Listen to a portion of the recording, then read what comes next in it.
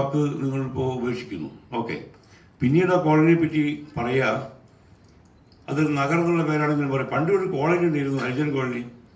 ആ കോളനിയാണ് ഇപ്പോഴത്തെ നഗരം എന്ന് പറയാം. ആ കോളനി എന്നുള്ളൊരു പേര് മാറ്റിയത് കൊണ്ട് മാറുന്നില്ല. ഇപ്പോൾ തന്നെ നമുക്കറിയാം, 57 മുതൽ കമ്മ്യൂണിസ്റ്റ് പാർട്ടി പല ഘട്ടങ്ങളിലായിട്ട് വന്നുപോയി കേരളത്തിൽ ഭരണത്തിൽ. ഇപ്പോഴും സായിപ്പെട്ട ക്ലിഫ് ഹൗസിൻ്റെ പേര് അംബേദ്കർ ഹൗസ് ആക്കാനൊന്നും ആർക്കും ധൈര്യം വരില്ല. ഒരു സവർണൻ്റെയും ഹൗസിംഗ് കോളനികൾക്ക് അംബേദ്കർ പേരിടില്ല. അംബേദ്കർ എന്നുള്ള പേരിൽ നമ്മൾ എല്ലാ പ്രാവശ്യം പറയും ഭരണഘടന ഉണ്ടാക്കിയ ആൾ, ഭരണഘടനയുടെ പ്രധാന വ്യക്തി, ഭരണഘടനാ ശില്പി.